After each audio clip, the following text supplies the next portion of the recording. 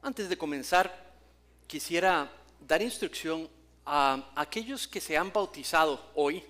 Quisiera pedirles que al final del servicio puedan, una vez que el pastor Tino da la bendición, puedan ustedes pasar al frente para que podamos estar con ustedes y tal vez sus invitados, aquellas personas que los han visto crecer, que los han visto crecer en Cristo en esta iglesia, tengan la oportunidad de venir y darles, saludarles y amarles. Entonces, por favor, si tienen a bien, puedan pasar al frente al final del servicio para que puedan disfrutar, expresarles sus felicidades y demás. Muy bien, vamos a continuar con esta idea sobre, vamos a ver,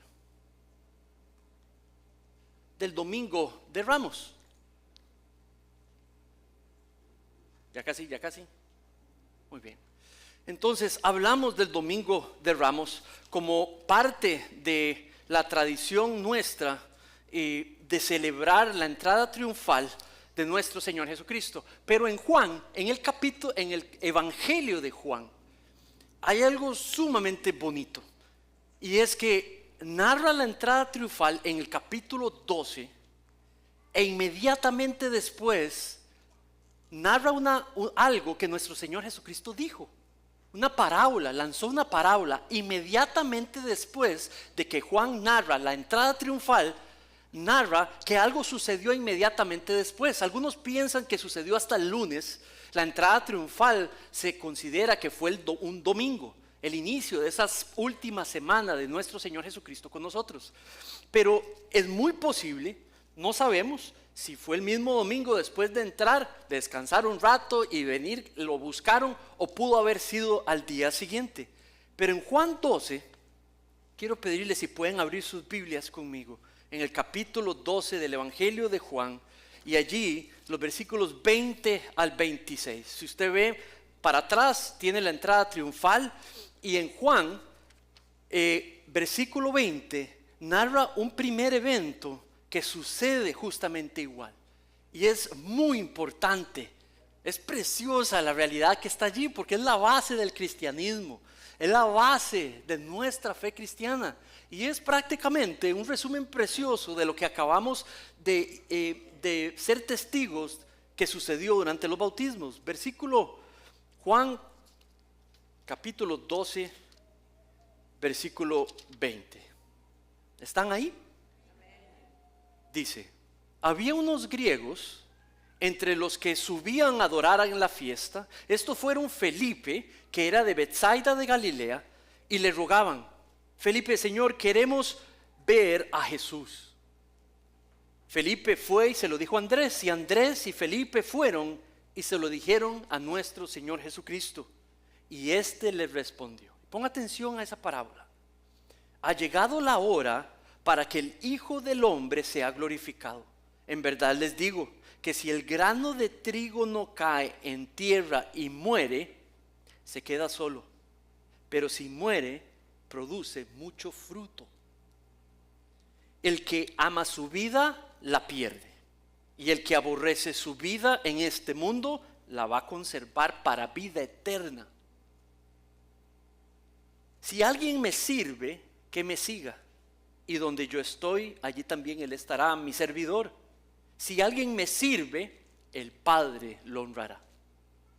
Pongamos en manos del Señor para que podamos entender y aplicar este texto hoy. Padre, te damos gracias por esta tarde en la cual podemos venir en libertad y celebrarte, celebrar nuestra fe delante de ti.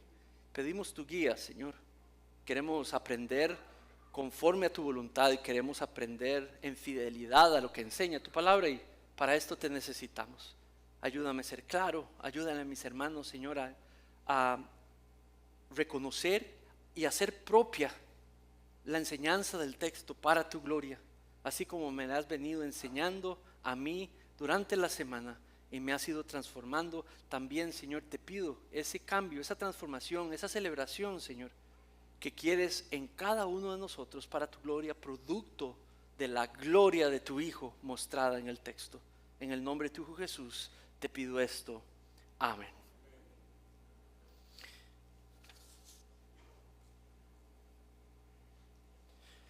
primero que quiero anotar es que en esa parábola vemos la gloria de Cristo. Se puede reconocer muchísimas cosas que Cristo hizo y se puede reconocer muchísimas cosas que Dios ha hecho. Pero Dios se propuso en la Biblia mostrar una sola acción como la mayor expresión de su amor y una sola acción como la mayor expresión de su gloria. Y es el que de su voluntad y de su iniciativa, sabiendo que el mundo entero por su pecado vive bajo el juicio de él, resolverle la situación a los ofensores, siendo el ofendido, enviando a su hijo para castigar lo que los ofensores hicieron en él mismo, sin merecerlo, sin importar apellido, nacionalidad, estado económico, social, migratorio. No le importa nada de eso. Lo único que le importa es la necesidad. Le importó la necesidad del ser humano y la resolvió. Ahora el resultado es, el ser humano acepta lo que él hizo o lo rechaza. Lo acepta de la manera en la que él reveló, lo hizo o lo cambia. Y lo que vemos allí es la gloria de Dios expresada. Y la primero lo saco de este grupo que viene. La primera manera en la cual se muestra esa gloria es el grupo que viene a hablarle a él. Dice el versículo 20. Había unos griegos. Esa palabra no significa la gente que vive en Grecia. Esa palabra significa los que vienen de descendencia, digamos, de un contexto no hebreo, no judío. Quiere decir que no eran parte del pueblo de Dios. Quiere decir que no eran parte del pacto, del primer pacto, del pacto antiguo, del pacto mosaico. Queriendo decir de que ahora está abierto. Siempre había sido el deseo de Dios de que de todas las naciones, de todas etnias, de toda condición, de todo tipo de gente, las personas pudieran salir a adorar a Dios de la manera en la que Él reveló. Él quiere ser adorado. Y aquí es donde claramente Juan escoge esas palabras. Los griegos no, los judíos no podían estar a la par de griegos porque eran impuros. Entonces se tenían que separar de ellos, andar por un lado ellos y por el otro lado los judíos. Y el que lo vengan a buscar tiene una posibilidad. Algunos eruditos dicen que ya para ese momento Jesús había limpiado el templo. ¿Se acuerdan? De esa parte donde él entra y saca a todos los comerciantes que estaban en el templo. Ese lugar donde estaban los comerciantes se llama la corte de los gentiles. Estaba el lugar santísimo, otra corte, unas columnas y luego otras columnas donde hay otro pasillo enorme, el externo, y esa se llamaba la corte de los gentiles. Era donde los gentiles podían venir para que de todas las naciones pudieran haber personas adorando a Dios. Pero los fariseos o los judíos empezaron a poner en esa corte todos los animales y las cosas para poder venderlas para que otros judíos pudieran venir. Entonces, ¿qué pasa? Los gentiles se quedaron sin lugar para poder adorar. No podían venir donde supuestamente estaba la presencia de Dios. Entonces Jesús viene y eso es lo que vemos en su celo, limpiar esa corte, expresando que el sacrificio de Dios era para el mundo entero, para todo tipo de gente. Entonces ahora, si eso es cierto, si sucedió primero, por eso vienen los griegos donde él. Quieren saber qué significa. Y entonces la primera respuesta de él en el 20 dice que ha llegado la hora para que el Hijo del Hombre sea glorificado. Quiere decir que los siguientes versículos lo que muestran es la gloria de Cristo, el centro de lo mejor que hizo, la mayor expresión de la gloria y soberanía de Dios, y es poder hacer posible la salvación de pecadores. Y entonces expresa la primera parte de la parábola y dice, es necesario, mira donde dice, en verdad les digo, que si el grano de trigo no cae en tierra y muere, se queda solo, pero si muere, produce mucho fruto. Allí está hablando del grano de ¿qué? De trigo, ¿verdad? ¿Usted ha visto un grano de trigo? Esta es una cosita no tan pequeña, pero cuando usted la siembra y nace una planta, punto número 1, usted ha visto todas las espigas cargadas de más semillas y de más fruto, diciendo que una sola semilla puede producir muchísimas semillas más, y cada una de estas semillas más, una reproducción de fruto. Pero volvamos al inicio, para que eso sea posible, él dice que la semilla tiene que ¿qué? Que morir. Para los que tienen algún conocimiento de siembra, usted no sé si ha visto, pero recientemente, yo sé que lo hice ya atrasadito y ya algunos de ustedes me dijeron, pastor, va tarde, pero lo sembré.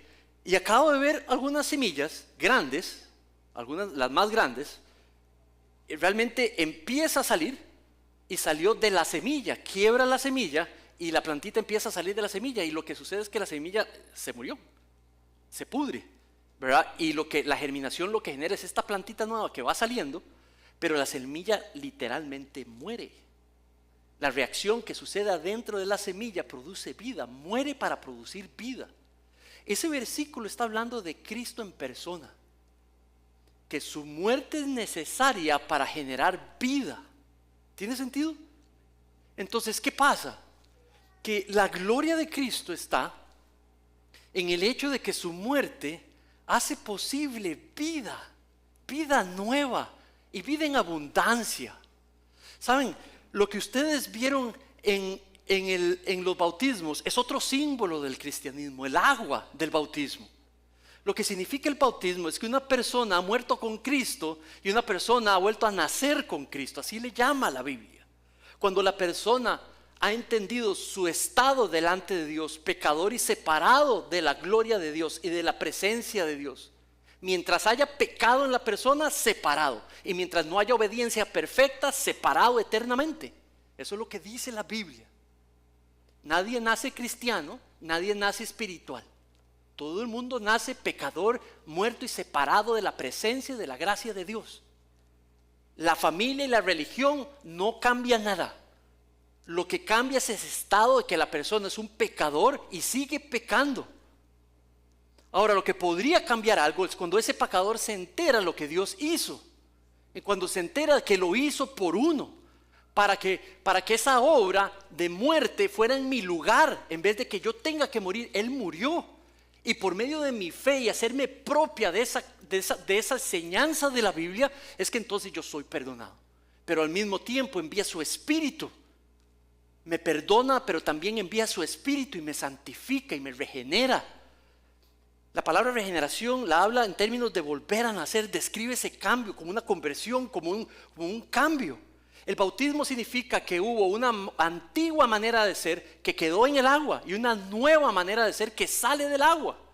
Y eso es producto de la obra que el Espíritu Santo hace en el corazón de las personas. Y el Espíritu Santo viene después que uno profesa y hace propia la obra de la cruz en el lugar de uno, por uno.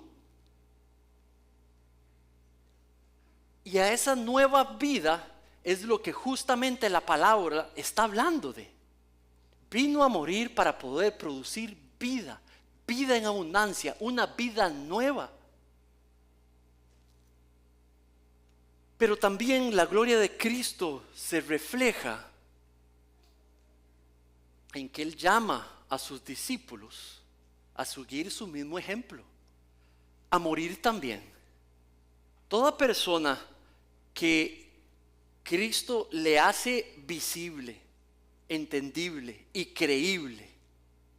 Dice la Biblia que todo lo que queremos hacer, hasta lo que deseamos hacer, que es de acorde a la voluntad de Dios, es por la voluntad de Dios que sucede. El querer y el hacer, dice que es por la soberana movimiento de Dios en nosotros. Cuando Él nos empodera a creer, una obra del Espíritu ya convenciéndonos, ya tratando con nosotros, explica que entonces uno abraza la obra de Cristo y explica que lo que viene es una entrega de nuestras vidas. Mira el versículo 26. Y este es el proceso de un hombre y una mujer creyendo en la obra de la cruz, viniendo producto de eso delante de Dios a decirle: Señor, te entrego mi vida. Mira el versículo, déjame probártelo en el versículo. Versículo 25. El que ama su vida, la pierde. Y el que aborrece su vida en este mundo, la conserva. Entonces están esas dos ideas. El que ama su vida, la va a perder. El que la odia o la detesta, va a ganar una vida nueva. No esa vida, pero una nueva, que es suplantada por la vieja. Déjame ver al primero. ¿Qué es eso de que el que ama su vida la va a perder? No suena bien, ¿verdad? Porque aquí dice que la va a perder. Entonces tiene que ser la vida donde yo soy la autoridad de mi vida, donde yo soy el que establezco las metas de mi vida, los propósitos de mi vida, donde yo soy el que hago mi voluntad en mi vida. Tiene que ser el tipo de vida donde el pecado está trabajando sin que yo pueda hacer algo, mayor cosa. Donde el ser natural, donde el pecado está en dominio. El que quiere quedarse con ese tipo de vida, dice que la va a perder. Otra versión dice que la va a destruir. Él mismo, al quedarse con ese tipo de vida, donde él o ella gobierna en esa vida afectada por el pecado, dominada por el pecado. Entonces, ¿quién es el que se va a perder y el que va a perder su vida? El que dice: no te la entrego, no la rindo a ti, Señor. Tú moriste en la cruz y te agradezco mucho, pero mi vida es mi vida y yo sigo gobernando mi vida.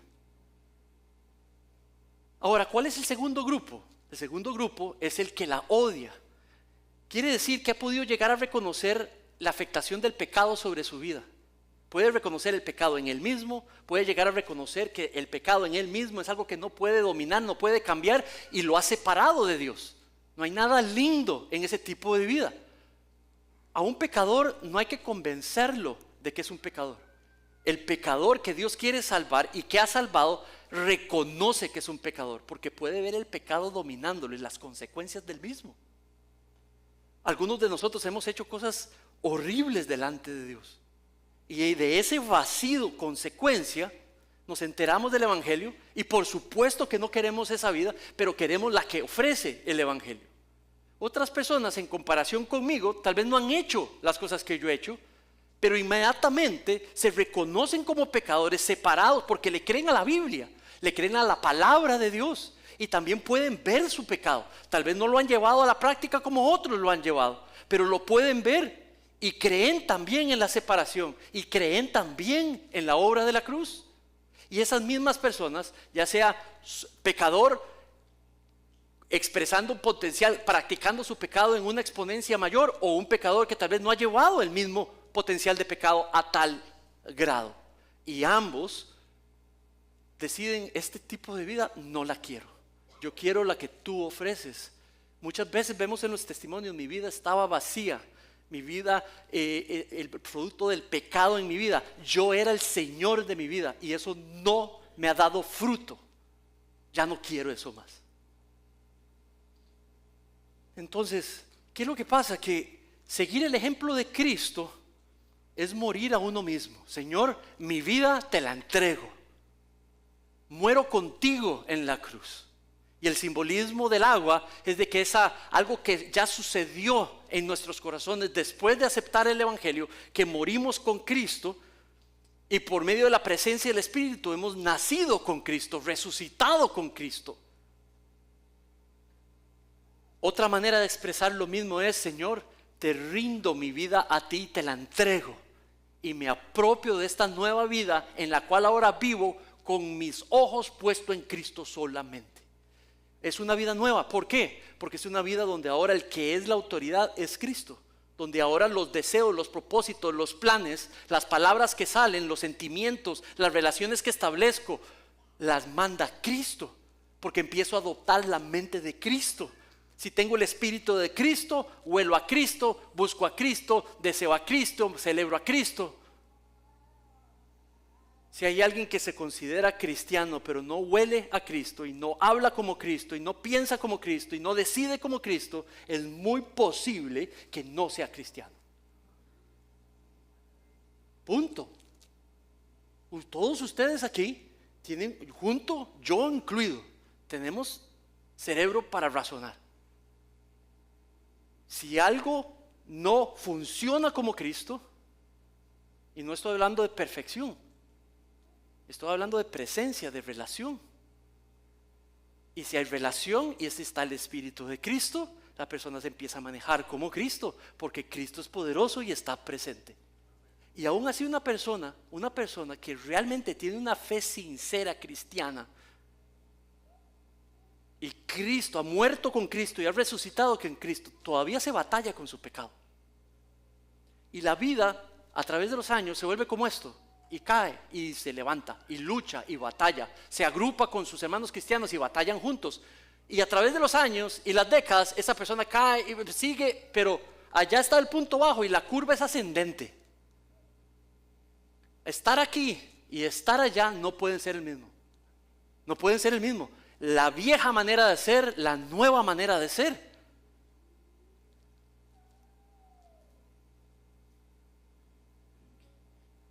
Dos maneras de verlo. El que no entrega su vida a Cristo la va a perder. El que entrega su vida a Cristo la vivirá enfocada en Cristo solamente. Por último, mira el versículo 26, el último. Dice: si alguien me sirve, que me siga, y donde yo estoy, allí también estará mi servidor. Si alguien me sirve, el Padre lo honrará. Creo que en el pasado yo había entendido mal este pasaje, porque creo que ahora entiendo, está hablando de lo mismo, solamente que lo pone con palabras distintas. Mira la primera frase: si alguien me sirve, que me siga, y donde yo estoy, allí también estará mi servidor. El punto está, la clave está en la última parte: donde yo esté, estará mi servidor. Entonces, mi servidor es una persona que ha aborrecido su vida, se la ha entregado, el viejo yo ha muerto a sí mismo y se la ha entregado a Cristo, y ha recibido la nueva vida que Cristo ha hecho posible. Y ahora vive su vida enfocada en Cristo, para los propósitos de Cristo, bajo la ley de Cristo, siguiendo y confiando en la palabra de Cristo, con los seguidores, viviendo conjunto a los otros seguidores de Cristo, amando a Cristo con todo lo que tiene, con toda su mente, con todas sus fuerzas. Esa persona puede hacer eso porque le sirve a Cristo, sigue a Cristo. Esa persona puede hacer eso porque tiene a Cristo presente en su corazón. Seguimos a Cristo constantemente. En el pasado escuché, ser cristiano, ¿cómo se traduce? Vamos a ver si me ayudan. Porque yo sé cómo decirlo en Costa Rica. Ahora yo no sé cómo se dice en otras naciones latinoamericanas. Pero cuando aquí en Estados Unidos dicen en inglés, qué cool, ¿cómo dice uno eso en español? Qué cool. Y la vida cristiana es muy cool. ¿A qué se refieren cuando en Costa Rica diríamos la vida cristiana es muy chiva? Así es como lo decimos, como lo mejor, exitosa, solo bueno, todo bueno. Y la verdad es que mientras usted piensa en cómo lo dicen en su cultura y en su lenguaje de corazón, en realidad la vida cristiana no es muy cool. La vida cristiana es difícil. Seguir a Cristo no es fácil, y obedecer su palabra no es fácil. Se batalla con uno mismo, se batalla con la carne que lo llama, a veces lo invita a uno y uno quiere estar ahí. Ya hay cosas que salen rapidito de uno que uno sabe no están bien. La vida cristiana se trata sobre morir a uno mismo diariamente, recordándose que en el bautismo el viejo Manrique quedó en el agua, simbólicamente, y el nuevo Manrique salió del agua. Y literalmente sucedió con el bautismo en el Espíritu. el Espíritu vino y enderezó la casa y la capacitó, el corazón lo capacitó y lo sigue capacitando, estando presente, para que no solamente desee la voluntad de Dios, pero también la siga y la practique y la comunique. Saben, uno de los más preciosos versículos para la vida cristiana, guía en la vida cristiana, es este. Déjame leértelo, Romanos 12, 1, 2.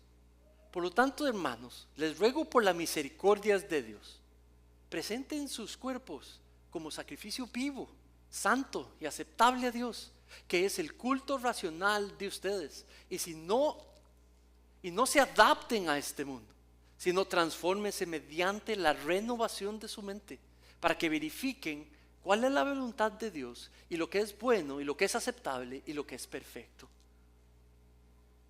Aquí, sin yo saber quién es quién, hay dos grupos. Aquellos que pueden de todo corazón decir: Dios salva, Dios salva, Dios me ha salvado, Dios me ha perdonado y Dios me ha justificado. Ahora mi pecado fue imputado en Cristo y su obediencia perfecta fue imputada en mí. Por lo tanto, yo ahora luzco delante de Dios como alguien que obedece perfectamente, pero sigo viviendo en un cuerpo afectado por el pecado y todavía peco. Pero porque el Espíritu Santo está en usted o en mí por medio de la fe, porque Dios nos ha salvado, también nos convence de nuestro pecado y nos trae arrepentimiento y a la confesión de nuestro pecado. El pecado por medio de la presencia del Espíritu ya no es tan rico, ya no es tan agradable. Ahora podemos ver las consecuencias y ver cómo nos afecta, y aquellos que amamos, y empezamos a odiar lo que Dios odia, no las personas, pero el pecado, y empezamos a distanciarnos de lo que es pecado, empezamos a amar lo que es su voluntad. Y eso es un proceso de santificación que Él dice allí. Nos venimos y nos presentamos como un sacrificio vivo, santo y aceptable, sin adaptarnos al mundo, y dice, presentándonos semana tras semana, domingo tras domingo, lunes tras lunes, a ser transformados mediante la renovación de la mente. El viejo yo piensa de una manera, pero el nuevo empieza a adoptar una nueva manera de ver las cosas conforme va creciendo en la palabra de Dios. Aquí hay uno de los grupos, es aquellos que han creído de corazón en el Evangelio y han recibido salvación por su creencia en el Evangelio. Y muchos de ustedes levantaron la palma. Ahora, aquí puede haber un segundo grupo, o por medio del internet puede estarnos escuchando un segundo grupo, y es aquellos que o tienen duda o no tienen claridad o han rechazado la obra de la cruz por ustedes. O tal vez no la entienden, o quisieran comprenderla más, o quisieran saber más de ello. De que no es por obras, pero es por fe solamente en lo que Dios ya hizo, una sola obra que expresa la gloria de Dios. Si tú eres parte de ese segundo grupo, quiero pedirte de corazón, te lo suplico, búscame, hablemos del Evangelio. Si te da pena, busca al que te trajo, busca algún familiar, alguno de los ancianos o pastores. Déjanos sentarnos para hablar del Evangelio, de lo que Dios hizo posible y está ahí, gratis, sin merecerlo. No necesitas estar preparado o preparada, solo necesitas reconocer que eres un pecador o una pecadora y puedas venir a abrazar el regalo de salvación que hoy, el día es hoy, que el Señor tiene para ti.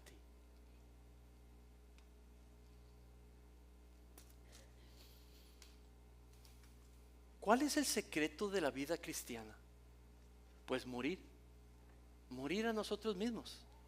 Domingo de Ramos celebramos el anuncio de nuestro Señor Jesucristo de que era necesario que Él muriera. El viernes te invito a estar aquí. Vamos a celebrar el hecho de por qué murió, con qué intención murió. Y el domingo vamos a celebrar la nueva vida que hizo posible. Y los invito a todos, unidos como iglesia, que podamos celebrar esa bendición. Amén. Muy bien, vamos a orar.